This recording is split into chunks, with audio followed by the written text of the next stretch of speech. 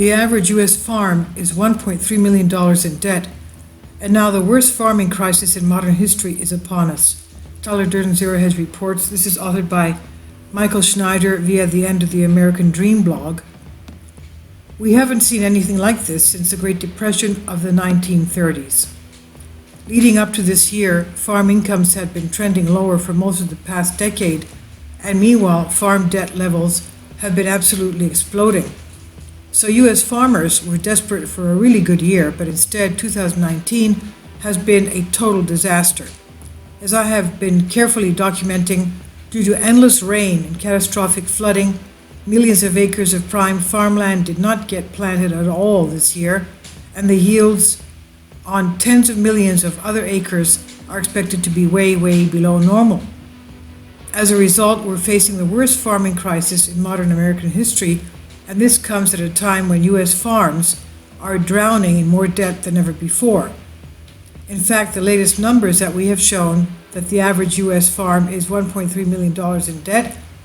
Debt-to-asset ratios are seeing the same squeeze, with more farms moving into a ratio exceeding 80%. Barrett notes each year since 2009 has seen an increase in the average amount of total debt among farmers, and 2017 was no exception.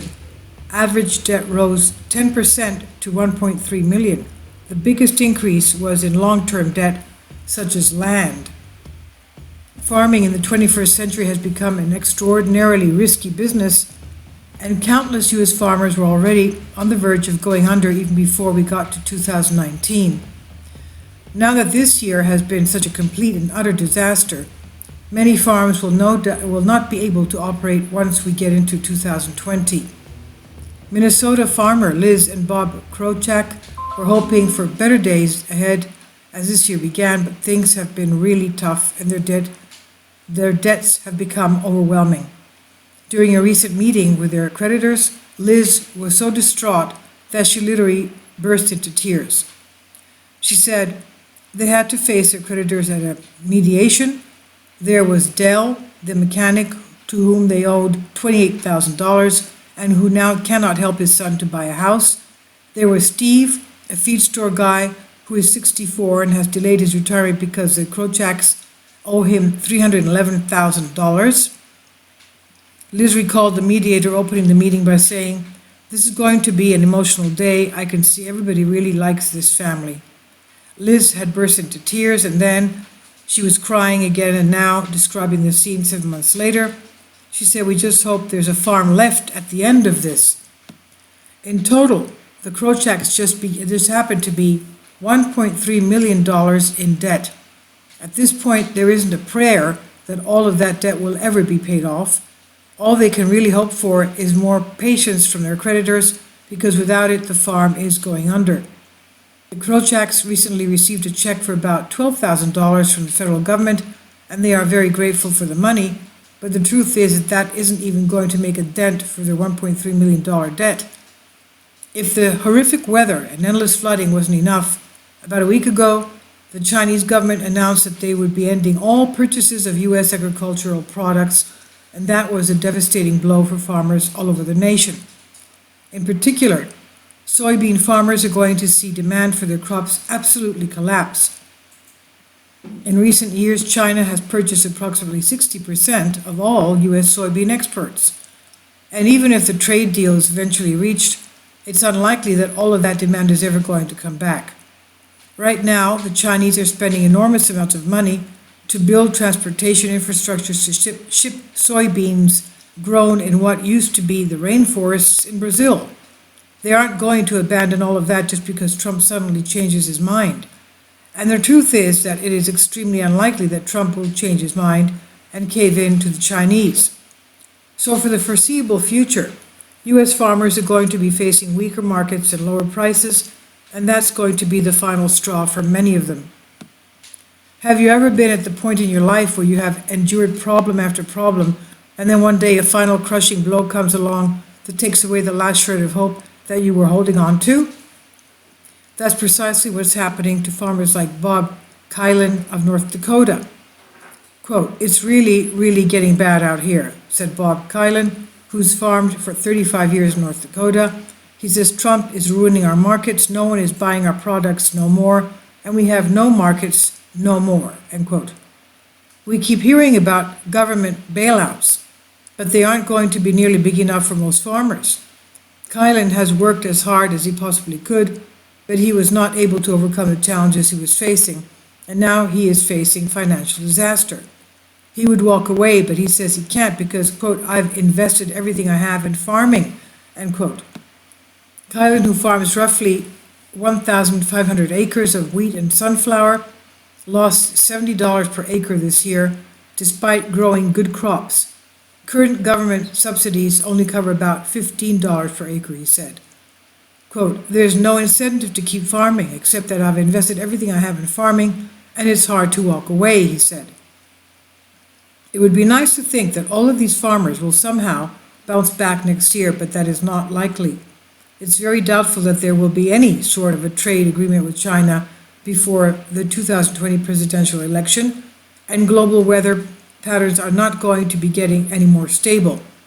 Sadly, it's entirely possible that next year could be even tougher for U.S. farmers than this year was.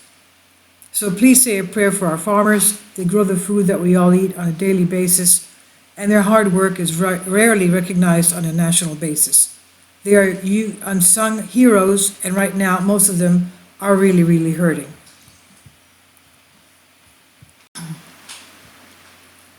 Now, the weather forecast for the rest of August.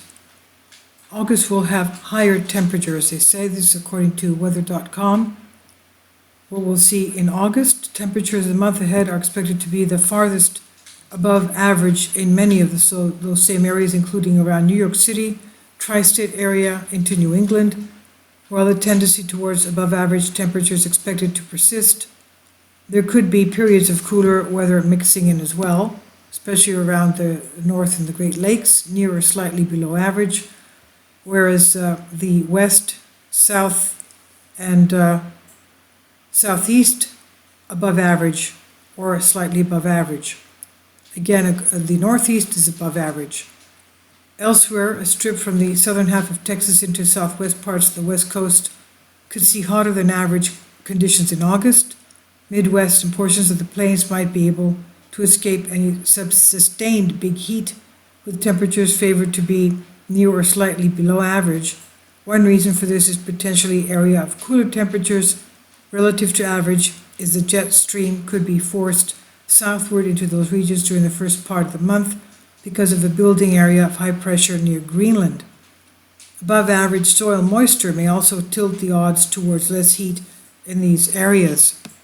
Some areas from the northern high plains to the lower Mississippi Valley have been slightly cooler than average in July.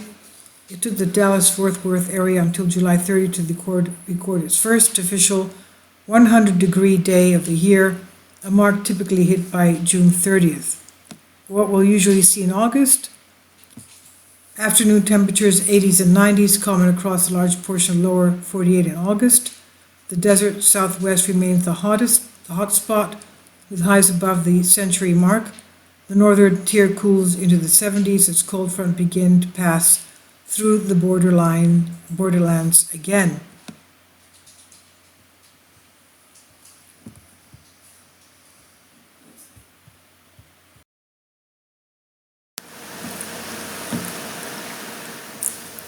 If you'd like to join me on my Patreon account, you will hear content not covered by mainstream media. These riveting stories will be based on my research, and I will state my opinions and give my personal insight on diverse and controversial subjects and world events not covered by mainstream media, and not supported by YouTube guidelines. So whatever I have on my Patreon, most of those will not be on my YouTube channel. Please consider becoming a member today. More of the most significant and important videos will be on my Patreon channel. Your support helps me to continue my research and keeps this YouTube channel alive. And we depend on your support, your generous charity, because we help economically challenged families here in Athens, Greece, in Kapota, and we also help the young generation with university tuition, and the community around our church. Thank you.